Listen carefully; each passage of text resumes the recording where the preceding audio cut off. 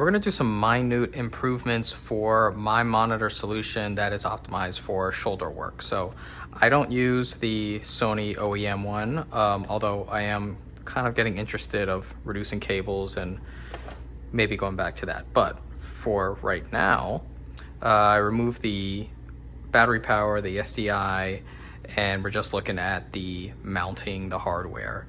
And this is my 3-4 piece solution right now. So we have this extension cheese rail just to push forward a little bit more to get this a little bit further away from my eye and make it more comfortable. And then this is what's actually holding this little 15 mil rod that is coming from here. I sawed it off, made it the exact length that I need instead of buying something new. And then this is the rail. This is the one that pushes the monitor forward. This is the one I had before, which is not as long, and every bit of distance matters. I think these are 20 bucks, solid deal. It's even thinner because this has a double NATO on it. This has single. So my target now is to reduce some of these connection points. Also, as I use these over and over again, now it's getting dangerous. They are slipping, they're starting to strip, and I'm at that point where some of it might not come off. That's where this small rig case comes in. I'm gonna throw away all of the existing hardware that I have and replace it with this. That is something that doesn't need to happen. So let's take off this monitor and let's remove this rail. And this is the main piece we're gonna be eliminating, but we'll just take everything off. So let's see here. Okay, off. And then this. So this screw, I intentionally chose a really long one because it is tapping through the Tilta top plate and going into the 1/4 hole in the FX6. So I'm kind of marrying all these three things together. But now,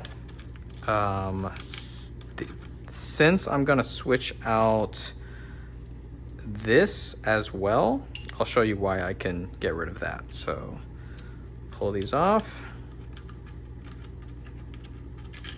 So I could never use this securely because this distance for the screws wasn't long enough to include this and this. So I either had to choose this one or this one, which means if it's a single point, it's gonna spin.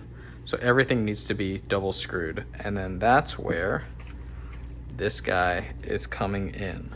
So this is gonna solve that problem. It's gonna reduce parts, and I get to bring in the original screw for the Tilta top plate. So that's in. Now this is gonna go, and it's gonna be able to hit both of these.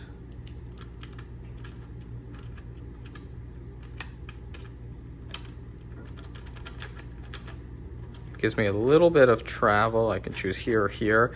I want to push it as much far forward as I can, not only to bring the monitor out, but also to clear hands coming in here. So push it all the way forward.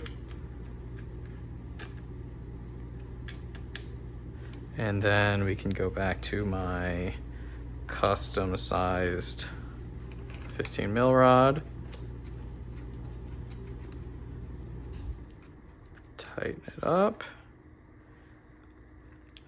Let's go to this. Now, Vocus offers a version of this, which is, I think, 0.9 inches longer, but you take it from, I think, 20 bucks to 130, around there. So for me, that's not quite worth the squeeze. So point these tabs forward, and I think that's it. Throw this guy back on. So I like this type of operation because it mimics the Sony. It gives me the ability to fold the monitor in for storage, really slimming down this profile when it goes into that bag. And now we've reduced the amount of parts. So I think this was somewhere around 20 bucks.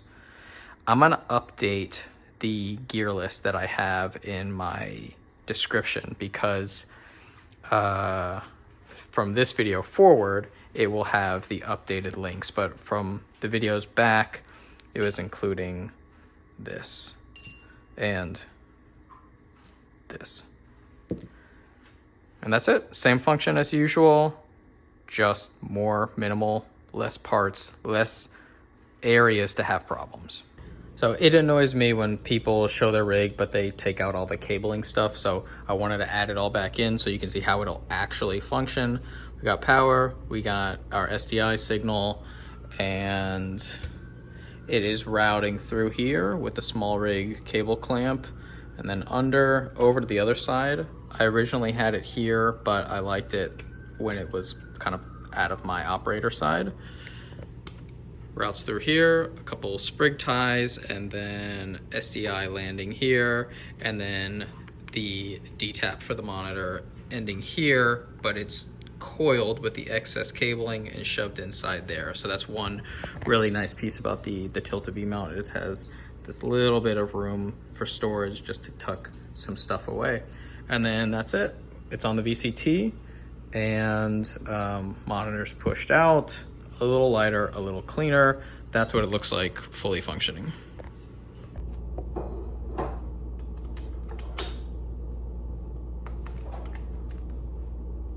These are very minor improvements, but it's all in an attempt to improve efficiency. Just like when you're working on a race car, you want to make sure everything is in sync, and that's the same for me when I'm on the job. This weekend, I found out that Jared Leto is the frontman for a rock band, 30 Seconds to Mars. Had no clue. And there is a guy on a gimbal with a full FX6 top handle, shotgun mic. He wasn't part of the broadcast, but it was really cool to see him swinging that thing around.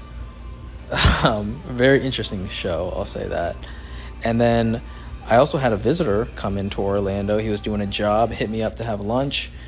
You may recognize Joel. He's got his own YouTube channel, and I just gotta say, it is so nice to have these open and fun conversations of two people who are in the video game but doing it completely differently.